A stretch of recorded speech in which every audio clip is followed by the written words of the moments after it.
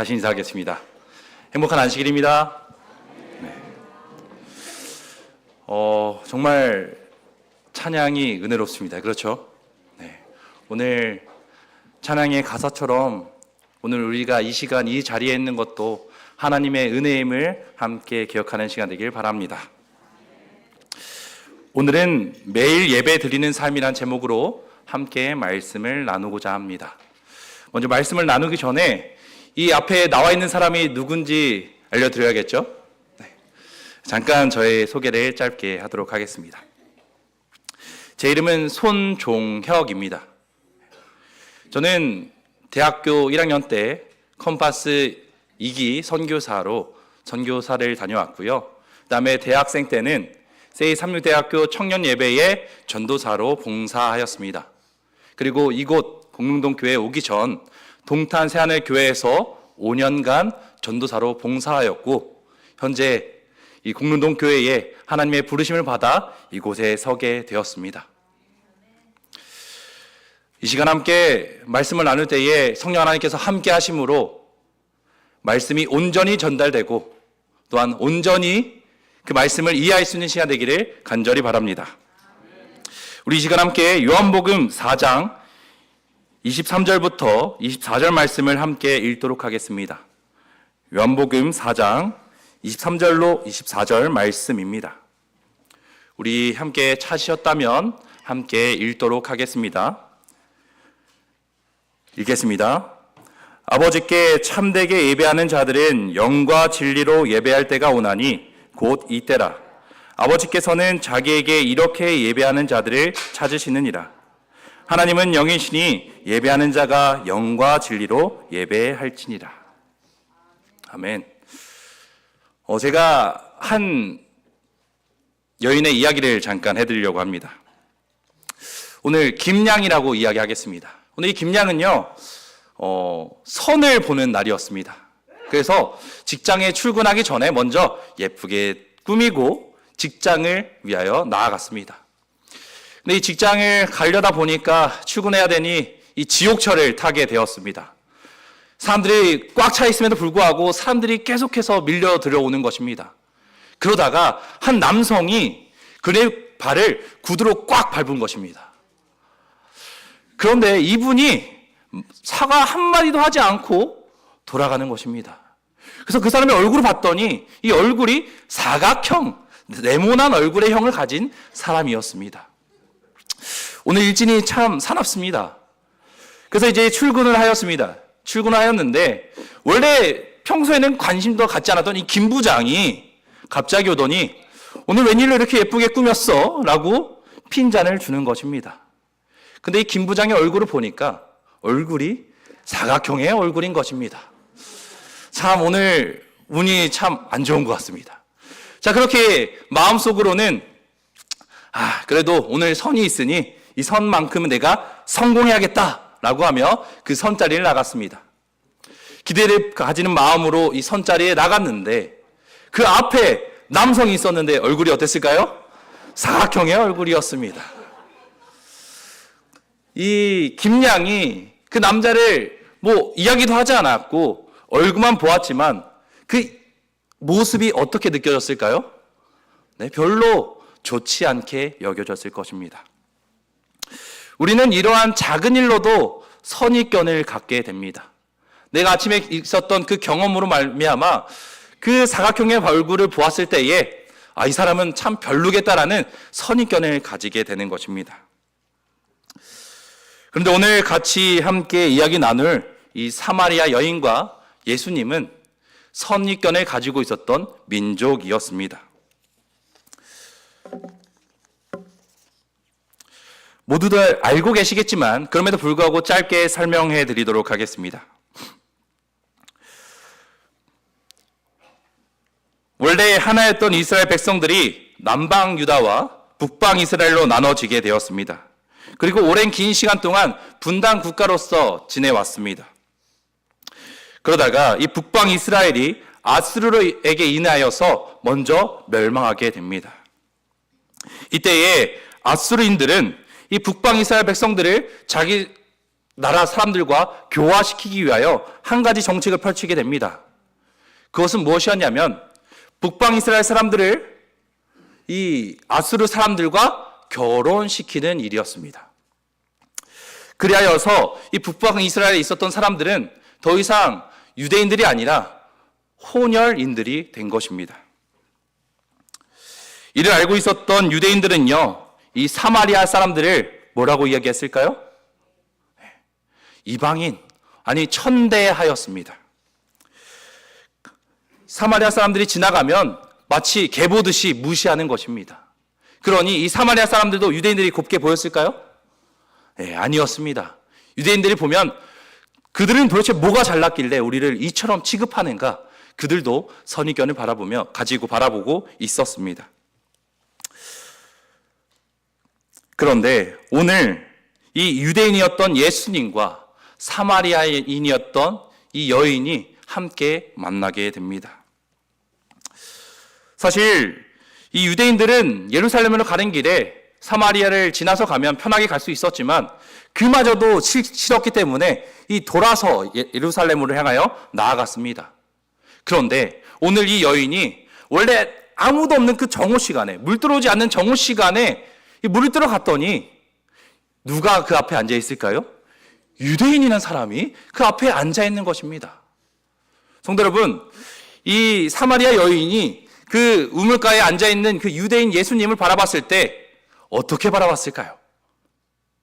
선입견을 가지고 분명히 이곳에 온 유대인이 이상한 사람일 것이라고 생각했을 것입니다.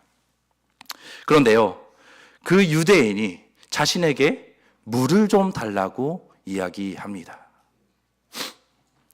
성도 여러분, 나를 무시하는 그 민족의 사람이 나에게 물을 달라고 요구한다면 기쁜 마음으로 줄 수 있을까요? 네. 요한복음 4장 9절입니다. 사마리아 여자가 이르되 당신은 유대인으로서 어찌하여 사마리아 여자인 나에게 물을 달라 하나이까 하니 이는 유대인이 사마리아인과 뭐하지 아니함이라? 상종하지 아니함이라. 지금 이 자리에 유대인이 있는 것도 이상한데 자신에게 물까지 달라고 요청하는 그 예수님은 도저히 정상적인 사람으로 바라볼 수 없습니다. 그래서요, 이 여인은요, 차갑게 예수님께 아니 당신이 유대인인데 왜 나에게 물을 달라고 하십니까? 라고 이야기하는 것입니다. 그런데 그때에 예수님께서는 다음과 같이 이야기합니다. 예수께서 대답하여 이르시되 내가 만일 하나님의 선물과 또 내게 물 좀 달라 하는 이가 누구인 줄 알았더라면 내가 그에게 구하였을 것이요 그가 생수를 내게 주었으리라. 아멘. 이 말을 들었던 여인은 아차하였습니다. 아, 이분이 평범한 사람은 아니구나 라고 생각한 것입니다. 그러자 이 여자의 태도가요, 갑자기 바뀌게 됩니다. 여자가 이르되 뭐라고요? 주여. 그전에는 분명 유대인이라고 이야기하였지만 이제는 주여라고 이야기합니다. 그런데 여기서 이 주여라는 단어가요, 벌써 이 여인이 예수님을 메시아라고 인정하는 것이 아니라 헬라어로 키리오스인데요, 높여 부르는 말로 이야기하는 것입니다. 아직 그 여인은 이 예수님이 메시아라는 것을 모릅니다. 그래서 선생님이라고 이야기하는 것입니다. 시대의 소망에서는 이 상황에 대하여 다음과 같이 이야기합니다. 그 여자는 그리스도의 말씀을 이해하지 못하였으나 그 말에 엄숙한 뜻이 있다는 것을 느꼈다. 그 여자의 경박하고도 농담적인 태도는 변하기 시작했다. 이제 사마리아 여인도 진지해지기 시작합니다. 그러면서 이 예수님의 말씀에 귀를 기울이기 시작하는 것입니다. 그러면서 11절에 다음과 같이 이야기합니다. 여자가 이르되 주여 물기를 그릇도 없고 이 우물은 깊은데 어디서 당신이 그 생수를 얻겠사옵니까? 우리 조상 야곱이 이 우물을 우리에게 주셨고 또 여기서 자기와 자기 아들들과 짐승이 다 마셨는데 당신이 야곱보다 더 크나이까?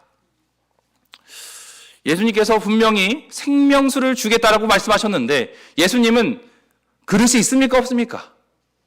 없습니다. 물을 퍼올릴 그릇이 없는 것입니다. 그리고 이 우물은요, 예수님께서 파신 것이 아니라 누가 만든 것입니까? 야곱이 만든 것입니다. 그런데 마치 예수님께서는 본인이 그 우물을 줄 것처럼 이야기하였다라고 이 여인은 생각하였던 것입니다. 그런데 그럼에도 불구하고 여인은 예수님께 그 물을 달라고 이야기합니다. 더 이상 사람들을 피하여 이 더운 날씨에 이 물을 떠오지 않을 수 있도록 저에게 그 물을 달라고 이야기하는 것입니다. 그렇다면 이제 예수님께서는 뭐라고 대답하셔야 될까요? 그래, 내가 원하니 너에게 물을 주겠다라고 하셔야 되지 않겠습니까? 그런데요, 예수님의 대답은 또 다른 방향으로 이어가게 됩니다. 우리 한번 같이 읽도록 하겠습니다. 읽겠습니다. 너에게 남편 5이 있었고 지금 있는 자도 내 남편이 아니니 내 말이 참되도다.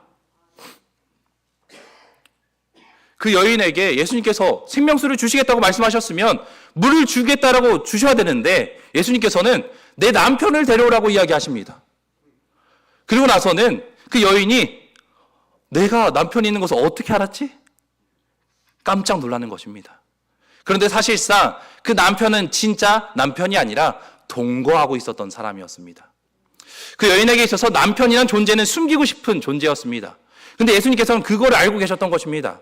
그러나 이 여인은요, 그럼에도 불구하고 한 번 더 숨기려고 합니다. 주님, 저에게는 남편이 없습니다. 진실입니까? 거짓입니까? 네, 거짓말을 하고 있습니다. 그런데요, 예수님께서는 그 여인의 말에 뭐라고 말씀해 주십니까? 내 말이 참 되도다. 물을 주시겠다라고 이야기하시더니 갑자기 남편 이야기로 넘어가게 됩니다.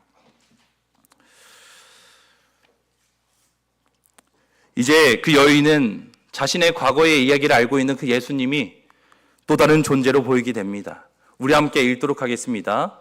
읽겠습니다. 여자가 이르되 주여 내가 보니 선지자로서이다. 이제는 또다시 그의 시선이 어떻게 됩니까? 변화되게 됩니다. 유대인에서 선생님에서 이제는 선지자로 오게 되는 것입니다. 근데 그러면서 이 여인은요, 그 남편의 이야기를 더 이상 하고 싶지 않았습니다. 그래서요, 이야기의 방향을 한 번 더 바꾸게 됩니다. 우리 조상들은 이 산에서 예배하였는데 당신의 말들은 예배할 곳이 예루살렘에 있다 하더이다. 이제는 물에서, 남편에서 예배로 대화가 다시 바뀌게 됩니다. 당시 유대인과 사마리아 사이에 있어서 가장 큰 이슈는 바로 예배의 장소였습니다. 왜냐하면 사마리아 사람들이 성전을 재건하려는 스룹바벨이 이끄는 유대인 공동체로부터 배척을 당하였기 때문입니다. 이 사마리아 사람들도 이 성전에서 예배드리고자 하였지만 그들이 배척을 당한 것입니다. 그 후 그들은 아브라함이 이삭을 희생드렸던 그리고 멜기세덱을 만난 곳인 그 그리심산에서 우리가 예배드리겠다라고 이야기하였습니다. 성도 여러분, 이삭을 희생 제사 드렸던 곳이 그리심산이었습니까? 아닙니다. 모리아산이었습니다. 사실상 그들이 예배드리고자 하였던 그 그림신산은요, 아무런 연관도 없었던 곳이었습니다. 따라서 사마리안들이 주장하는 그림신산은 아무것도 아닌 존재였습니다. 그 후에도 성전이 건축되지 못하고 여전히 그들은 그림신산에서 예배를 드렸습니다. 결국 예루살렘을 가고 싶었지만 그들이 가지 못함으로 그리심사는 예배 장소에서 그들의 예배를 드리고 있었던 것입니다. 이러한 역사적인 상황은 이 여인들뿐만 아니라 대부분의 사마리아인들도 하여금 신앙적인 갈등을 겪게 하였습니다. 그래서 사마리아 여인은 예수님을 선지자로 인식하였기 때문에 유대인과 또 사마리아의 종교적 갈등을 초래했던 그 예배 장소에 대해서 답을 얻고 싶어 하였습니다. 자, 그런데 여기서 우리가 중요한 것을 함께 되짚어 봐야 됩니다. 처음 시작의 이야기는 뭐로 시작하였죠? 물이었습니다. 그 또 두 번째는 뭐였습니까? 남편의 이야기였습니다. 그 다시 이제 이야기는 예배의 장소로 옮겨지게 됩니다. 도대체 왜 이야기가 이렇게 뒤죽박죽 동문서답이 계속해서 이어지는 것일까요? 시대의 소망에서는 다음과 같이 이야기합니다. 유대인과 사마리아인들 사이에 증오심은 그 여자로 하여금 예수에게 친절한 행위를 하지 못하도록 하였다. 그러나 구주께서는 이 여자의 마음문을 여는 열쇠를 찾으려 하였으며 하나님의 사랑에서 우러나오는 재치로서 호의를 베푸시는 것이 아니라 그것을 요구하였다. 예수께서는 그 여자가 자기의 원하는 대로 화제를 이끌고 가는 것을 참을성 있게 허용하셨다. 그동안 예수께서는 그 여자의 마음속에 다시 진리를 전해줄 기회를 살피셨다. 이제 대화가 왜 이렇게 뒤죽박죽 되었는지 아시겠습니까?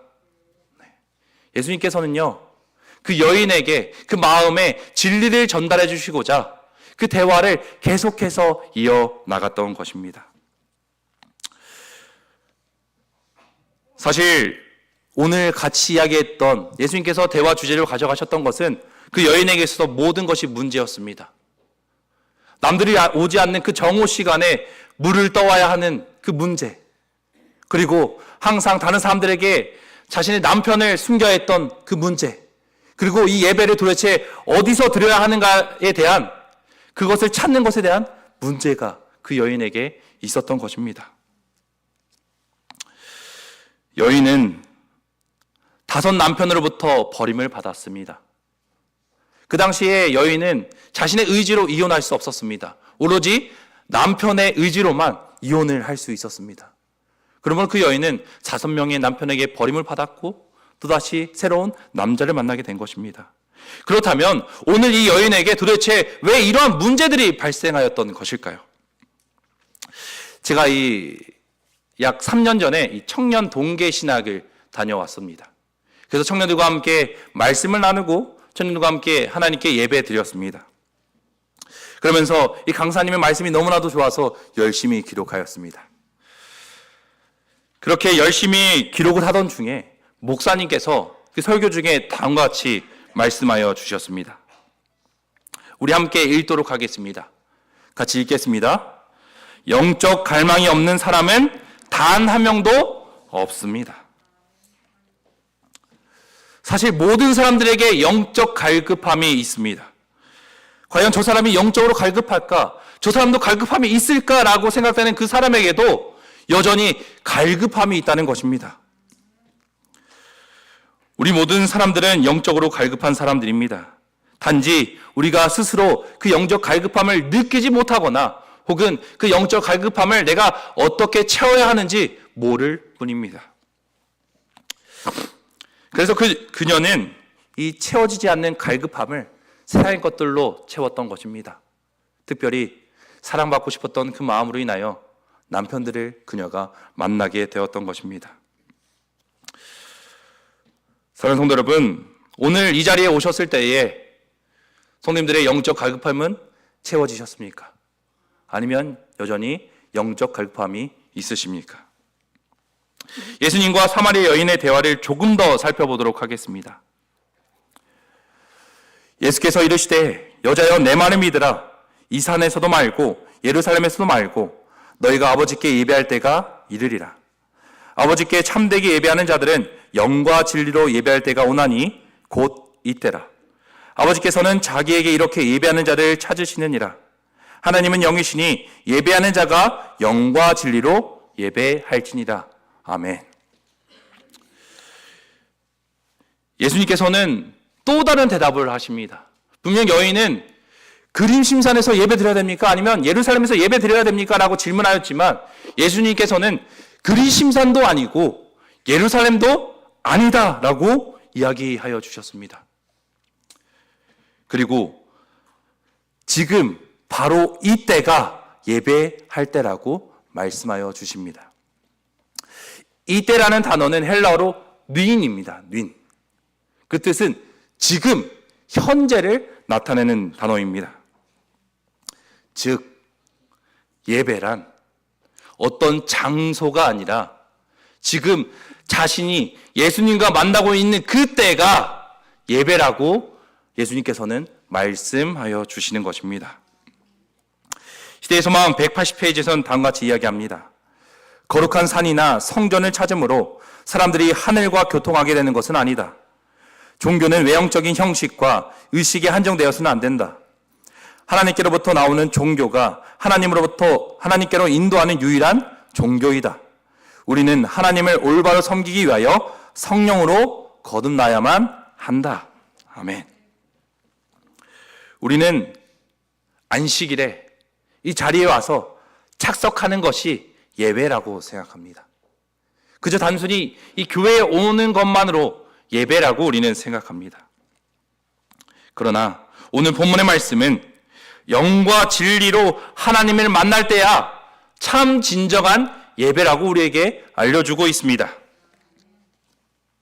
이를 통하여 사마리아 여인은 예수님이 자신이 기다리고 있었던 메시아임을 깨닫게 됩니다.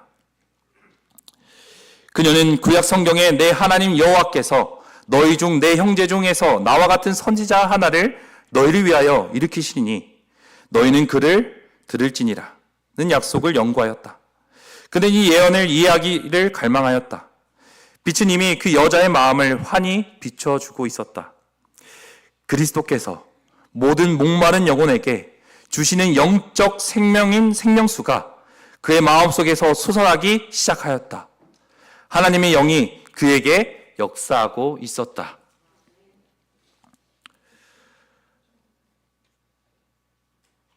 갈급함이 있었던 이 사마리아 여인은 우리의 구원자 메시아 예수 그리스도를 만남으로 그 갈급함을 채우게 되었습니다. 진짜 예배인 영과 진리로 예수님을 만난 그 여인은 목마름을 채울 뿐만 아니라 그 생명수가 그 안에서 솟아올랐다라고 이야기합니다. 참 예배를 드린 이 사마리아 여인은 완전히 다른 사람이 됩니다. 사람을 피하였던 그 여인이 이제 사람에게 나아가 다음과 같이 이야기합니다. 내가 행한 모든 일을 내게 말한 사람을 와서 보라. 이는 그리스도가 아니냐. 이것이 참 예배를 드린 자의 반응입니다. 감사와 기쁨이 넘쳐 흘러서 전하지 아니할 수 없는 것입니다. 사랑하는 성도 여러분, 오늘 이와 같이 이 예배를 매일매일 경험하게 되기를 간절히 바랍니다. 정말 나의 갈급함을 채워주시는 예수 그리스도를 만나는 진정한 참 예배를 드리시는 저와 성도님들이 되기를 간절히 바랍니다. 제가 이제 컴파스 선교사를 다녀오게 되었던 얘기를 짧게 하려고 하는데요. 이 대학교 때 신앙의 이유를 찾지 못하였습니다. 신학과를 갔지만 알고 보니 나의 하나님은 없고 그동안 내가 믿었던 하나님은 그저 부모님이 믿고 있었던 하나님이었던 것입니다. 그래서 그 신앙의 이유를 찾고자 하였지만 찾지 못하여서 이제는 신앙을 그만둘 이유를 찾게 되었습니다. 내가 만약 1년 동안 선교사를 다녀온다면, 그리고 만약에 내가 1년 동안 하나님께 헌신하였지만 하나님을 만나지 못한다면 그 누가 나에게 신앙을 하라고 권할 수 있을까? 성도 여러분, 생각해보면 제가 하나님께 제대로 낚였습니다. 어떻게 저에게 그러한 생각을 주셔서 그 선교사를 참여할 수 있게 했는지 참 하나님의 은혜입니다. 그렇게 선교사를 참여하게 되었는데요. 선교사에서 매일매일 외치는 구호가 있습니다. 바로 이것입니다. 삶이 예배요, 예배가 삶이다. 성령 충만하면 예수 찬양합니다. 할렐루야 아멘. 나는 오늘도 섬기며 삽니다. 1년 동안 여러 훈련들을 받습니다. 그런데 가장 먼저 주어지는 훈련이 무엇이냐면 삶이 예배라는 것을 배우게 됩니다. 그런데 그 훈련 중에 하나가 무엇이었냐면 바로 정리정돈이었습니다. 성도 여러분, 이 삶이 예배와 그리고 정리정돈이 연관이 있습니까? 이제 저희가 훈련받을 때에 이 숙소에서 살게 됩니다. 그런데 저희가 막 열심히 바닥도 닦고 청소도 깨끗이 하였습니다. 그리고 이제 검사를 받아야 되는데 분명히 저희가 생각했을 때는 완벽하게 하였습니다. 그런데 갑자기 이 담당 전사님께서 화장실 문을 열고 딱 들어가시더니 치약이 어지럽혀져 있다라고 하시면서 저희를 밖에 불러서 벌을 주었습니다. 사실 그 처음에 훈련할 때는 도대체 이것이 무엇이 연관되어 있길래 이것 하나하나를 이렇게 건드리면서 우리를 힘들게 할까라고 생각하였습니다. 그런데요, 매일의 삶의 예배라면 지금 나는 매일 누구와 함께 있는 것입니까? 하나님, 예수님과 함께 있는 것입니다. 그런데 어떻게 나의 삶이 마음대로 어지럽히며 살 수 있겠습니까? 오늘 내 삶이 예배라면, 예수님께서 항상 나의 옆에 계시다면 나의 삶은 마음대로 살 수 없는 것입니다. 대충 살 수 없는 것입니다. 오늘 성경 속에서 삶이 예배였던 사람이 있습니다. 그는 바로 에녹입니다. 우리 함께 읽도록 하겠습니다. 같이 읽겠습니다. 에녹은 65세에 무드셀라를 낳았고 무드셀라를 낳은 후 300년을 하나님과 동행하며 자녀를 낳았으며 그는 365세를 살았더라. 에녹이 하나님과 동행하더니 하나님이 그를 데려가심으로 세상에 있지 아니하였더라. 아멘. 에녹의 기록은 이 세 절로 끝나게 됩니다. 그런데요, 이 에녹의 삶은 그 누구보다 그리스도인의 삶이었습니다. 부조화의 선지자에서는 다음과 같이 이야기합니다. 그러나 각 시대를 통하여 하나님께서는 충성스러운 증인들과 성심으로 예배하는 자들을 가지고 계셨다. 에녹에 관하여 성경은 그가 65세 때에 아들을 낳았다라고 기록한다. 그 후 그는 300년 동안 하나님과 동행하였다. 그리스도를 통한 하나님의 무한하고 측량할 수 없는 사랑이 밤낮 그의 명상의 주제가 되었다. 그는 전심전력하여 그가 살고 있던 주위의 사람들에게 그 사랑을 나타내려고 애썼다. 에녹이 하나님과 동행한 것은 황홀경 속에서나 이상 중에서가 아니라 그의 일상생활의 모든 의무를 행하는 가운데서였다.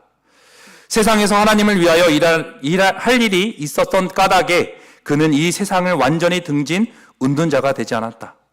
가정에서와 사교 생활에서 남편이요, 아버지로서, 친구로서, 시민으로서 그는 확고부동한 하나님의 종이었다. 에녹은요, 하나님과 동행하는 삶, 매일의 삶 속에 예배를 살기 위하여 어디로 떠나지 않았습니다. 그는 자신의 매일의 삶 속에서 예수님과 함께 예배드리며 함께 동행하였던 것입니다. 오늘 예수님을 만났던 그 사마리아 여인도 특별한 예배 장소에서 예수님을 만난 것이 아니었습니다. 그녀가 항상 하던 일상생활, 물을 떠서 갔던 그 일상생활 속에서 그는 예수님을 만나고 그곳에서 예배를 드린 것입니다. 사랑하는 성도 여러분, 오늘 나의 삶 속에서도 이런 매일의 삶이 예배가 될 수 있습니다. 오늘 내가 운전하면서 예수 그리스도를 묵상한다면 예배일까요? 예배입니다. 오늘 내가 자녀들을 위하여서, 가족들을 위하여서 요리를 하고 있을 때에 예수 그리스도를 생각하며 예수 그리스도를 묵상한다면 그때도 예배입니까? 예배입니다. 오늘 내가 직장 생활에서 일을 할 때에 예수님을 생각하며 예수님의 은혜를 경험하며 살아갈 때에 그 직장 생활도 뭐 하는 것입니까? 예배인 것입니다.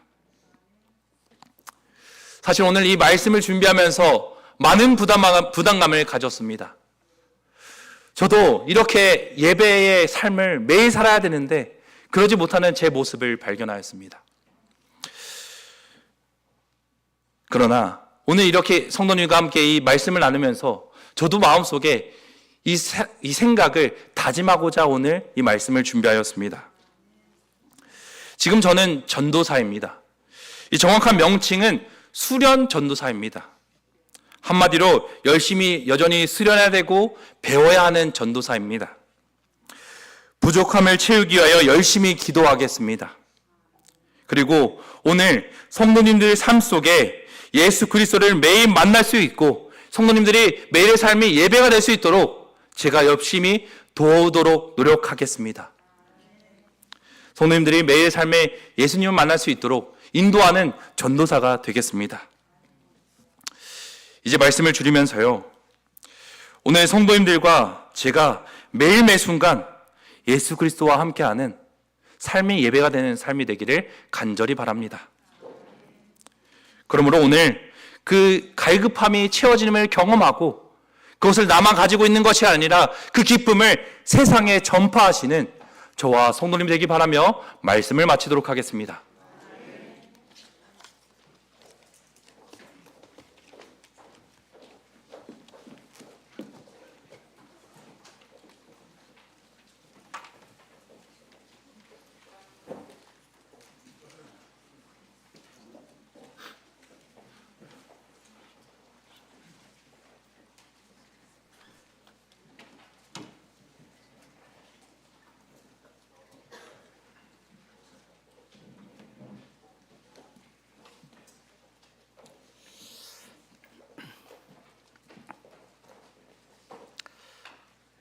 헌금에 대한 관한 권면을 읽겠습니다.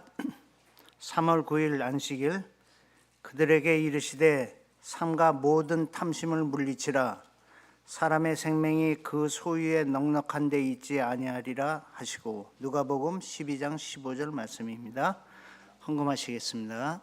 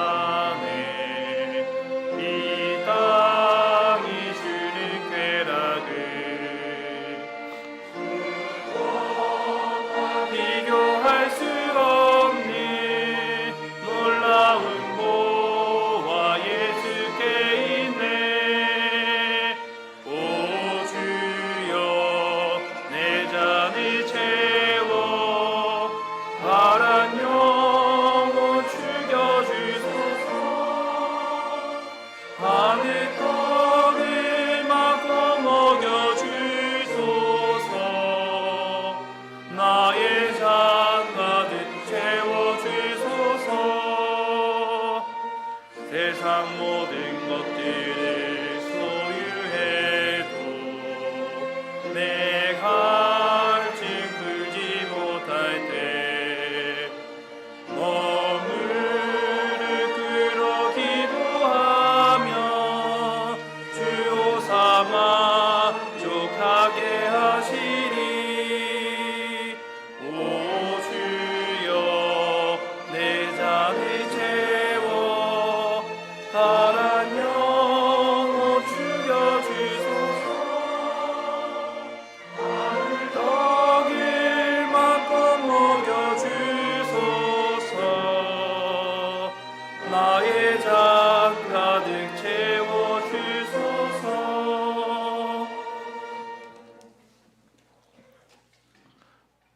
아버지 하나님, 저희를 예배로 인도하여 주시니 감사합니다.